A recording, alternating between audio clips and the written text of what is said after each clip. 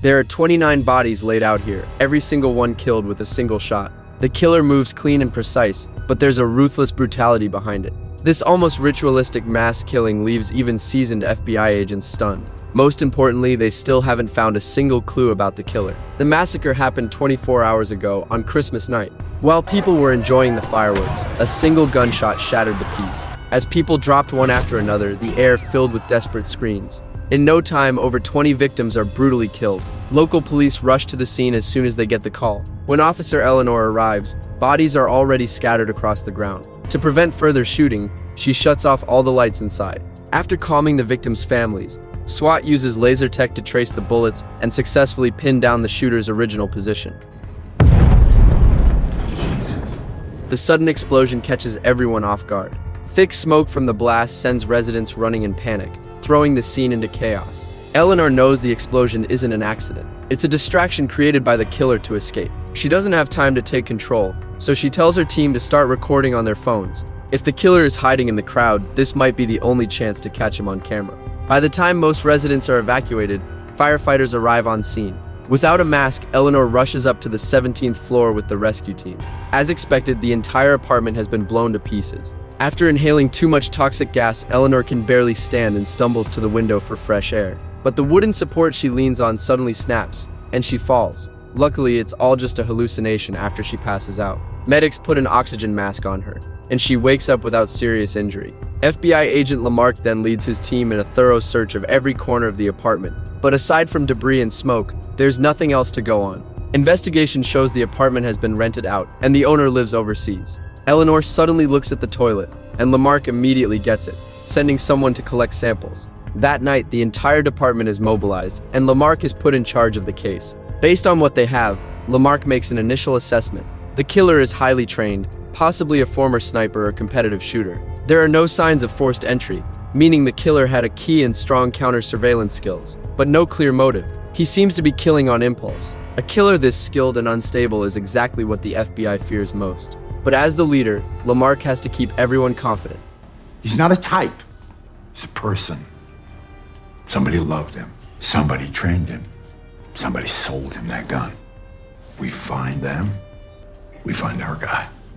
After the briefing, Lamarck pulls Eleanor aside. She's the only one who captured the evacuation and one of the few who can think like the killer. When questioned, Eleanor speaks her mind. She believes killing is just emotional release for him, and he'll stop once he's satisfied. Like eating, you stop when you're full, then go again when you're hungry, so he'll likely kill again. Lamarck agrees with her. Because multiple parties are involved, Lamarck doesn't trust anyone easily.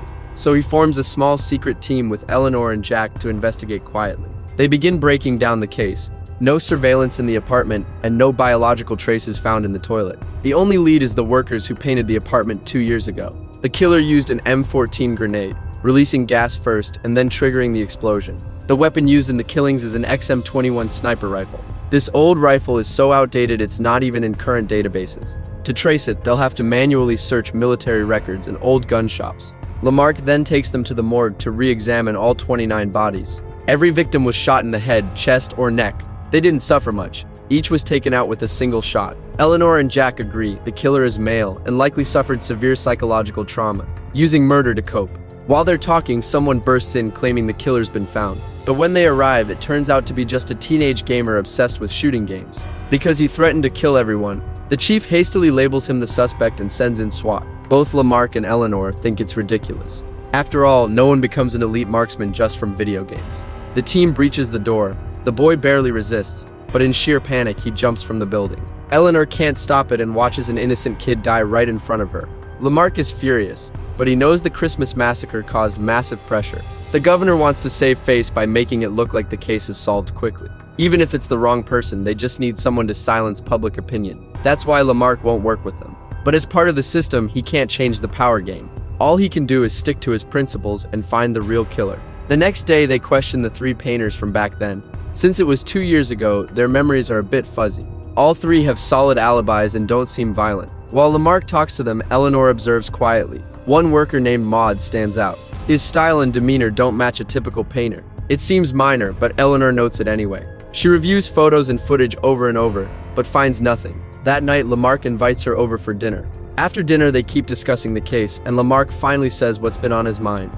He insisted on having Eleanor involved in this case because he thought Eleanor was the same kind of person as the killer. According to the information he found, Eleanor suffers from a serious mental illness and needs to take medication long-term to keep her emotions stable. That's exactly why Eleanor can empathize with the killer and accurately read what's going on in his mind. The difference is, the killer chooses to project his pain onto others, while Eleanor turns that pain inward and hurts herself. Eleanor admits that her obsession with joining the FBI is actually about protecting herself and choosing to protect others despite her own pain. That's the key to how she understands the killer, and also what sets her apart from him.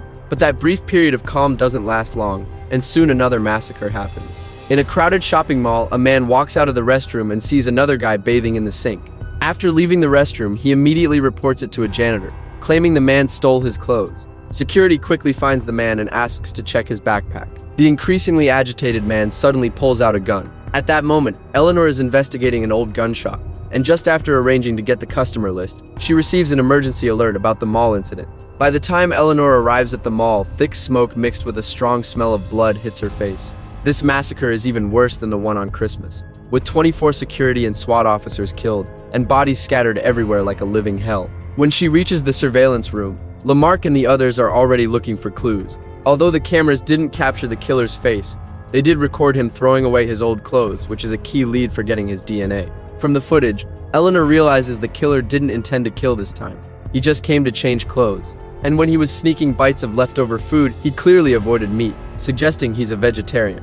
Watching how calmly he snipes people in the footage leaves everyone shaken. Killing seems as natural as breathing to him, like the gun is part of his body, and that's not something a regular military can train. Since the discarded clothes have already been sent to the landfill, Eleanor and Jack have to dig through piles of trash by hand. The difficulty of the investigation is beyond imagination, leaving Lamarck and the others feeling hopeless. Back at the station, the chief interferes with Lamarck's decisions again. Since this shooting was impulsive, it's likely someone has seen the killer's face. If they release some details to the media, they're bound to get tips from the public. Lamarck strongly opposes it, saying it would only cause unnecessary public panic. While they're arguing, Eleanor and Jack return with the killer's discarded clothes. Even though it's hard to get fingerprints from the fabric, they might find hair or other biological traces. Before the lab results come back, the chief goes ahead and releases the footage to TV stations. After the footage airs, Eleanor suddenly recalls something strange about Maud. She checks his records and finds that during the apartment painting job, Maud took on 2 contracts at the same time. There's no way he could have finished both, which raises Eleanor's suspicion. While Eleanor is thinking, a TV station receives an anonymous call from someone claiming to be the killer. He starts preaching his human cleansing plan and encourages armed, unhappy people to join him. Police quickly trace the call, and 2 helicopters head straight to the location. On the way, Jack pulls up the caller's info. The car owner is David, an NRA member who legally owns an automatic rifle. He also has a strong hatred toward the government and certain groups. He's currently in a car with several other people. Hearing this, Eleanor immediately knows they've got the wrong guy. The real killer works alone, not in a group. Lamarck knows it too, but pressure from authority and public opinion forces him to proceed with the arrest. Tracking the signal, they find the suspect's car parked outside a supermarket, with 4 people getting out. Lamarck hands out body armor to his officers, then goes inside and quietly signals the cashier to leave. Eleanor and Jack pose as a couple to help evacuate innocent shoppers. But an elderly man thinks the police are coming for him. Their argument alerts the suspects, leading to a standoff that ends with 3 dead and 1 injured. During interrogation, David admits the call was just a prank, but the prank has already caused serious damage, inspiring extremists to carry out multiple shootings and suicides. With so many tragedies happening in such a short time, the police and FBI still don't know the killer's face or name. In the end, Lamarck is removed from his position for negligence, and Eleanor is pulled off the case. The 3 of them drink in a bar, feeling completely helpless. The killer's brutal crimes seem insignificant compared to the power struggles, and Lamarck is just a pawn. A new captain will replace him tomorrow, and Eleanor will go back to her unit. This outcome devastates Eleanor. She joined the force looking for hope and protection. Now she realizes the system is just as cold and ruthless as the killer. At her lowest point, she stares at the peeling ceiling and suddenly has an idea. The next day, she takes Lamarck to find the painter Maud again. Earlier, she saw in his records that he completed 2 jobs at the same time, which is impossible. So she figures he must have outsourced one of them. The apartment job was passed on to the killer by him. Now that he has a wife and child, he hid the truth out of fear of retaliation. From Maud, they learn the man who took the job is named Dean, who used to work at a slaughterhouse. Because of that job, he became a vegetarian. He's tall and always wears a hat. Lamarck immediately calls someone in to sketch the suspect based on Maud's description. They head to the slaughterhouse, and the manager instantly recognizes Dean from the sketch. According to the manager, Dean once killed a coworker there, but only served 2 years before getting out. Eleanor finds that back then, Dean got early release because of recommendation letters from high-ranking officers.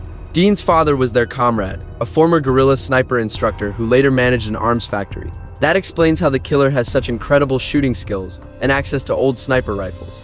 After piecing together all the clues, the two drive to Dean's mother's house. Eleanor suggests calling it in right away, but Lamarck shuts her down.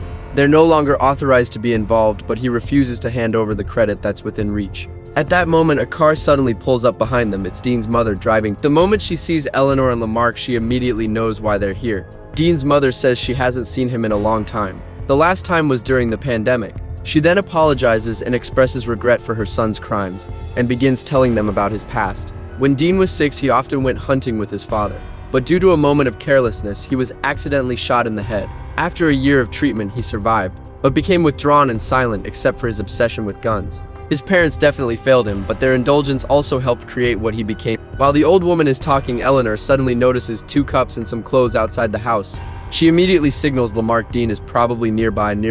Before Lamarck can react, Dean shoots him and he drops into a pool of blood. Eleanor tries to help him, but Dean's mother tells her not to move or he'll shoot again. The reason she does this is because she wants Eleanor to help end Dean's killing spree. Forcing herself to stay calm, Eleanor asks the woman to take her phone and gun. The old woman walks outside and throws the gun on the ground. She starts urging Dean to put the gun down, telling him Eleanor is there to help. To make her son finally wake up, she picks up the gun from the ground. Seeing his mother collapse, Dean slowly walks out with his gun but doesn't hesitate and heads straight inside. After confirming Eleanor isn't a threat, he slowly sits down in a chair. Eleanor, who also struggles with mental issues, finally comes face to face with this monster. To bring him to justice, she promises he won't go to prison, but instead be placed in a secure facility. But Dean doesn't want to live. He's already planned his ending. His hatred for society comes from those in power ignoring human life, which made him lose all hope in the world. Dean makes his final request once he lies beside his mother and falls asleep. Eleanor should shoot him and burn both bodies with gasoline. Having killed over 200 people, he knows hell be used by those in power. To avoid their bodies becoming tools in political games, he plans to erase them completely. Eleanor agrees, but then sirens sound outside. Neighbors heard the gunshots and called the police. Dean knows it wasn't Eleanor, so he doesn't hurt her. Instead, he drags her into the basement. He restrains her tightly to a pipe, then heads back upstairs with his gun. After killing 2 officers, he returns to the basement and starts assembling a bomb. Soon, a large number of police gather outside and Dean finishes the bomb. On the verge of breaking, Eleanor stops him, leaning against him and begging him to stop. But his mind is made up. The moment he presses the detonator, Eleanor bites into his throat. It nearly kills him, but he still doesn't kill her. Instead, he escapes badly wounded. By the time Eleanor frees herself and gets back upstairs, the place is already in chaos. Dean doesn't get far. He leans against a container outside, watching the police close in, and the flashing lights, and finally gives up. After the case ends, her superiors ask Eleanor to sign an agreement. It credits the police, FBI, and state government to cover up their incompetence and failures. Eleanor refuses to be controlled, but after this she realizes something. Those who control life and death are never the killers. She then lays out 2 conditions. They awarded Lamarck a medal for bravery after his death, and gave all of his compensation to his lover. Second, she gets promoted to special agent, or she exposes everything. Under public pressure, they have no choice but to agree. This indiscriminate massacre from Christmas night to the mall finally comes to an end. Justice seems served, but the cold darkness behind power is even more suffocating than the gun. In the search for truth, Eleanor sees the complexity of human nature and the other side of so-called justice. But she wasn't consumed. Instead, she held on to that sense of justice inside her. In the end, she found her footing in this messed up world.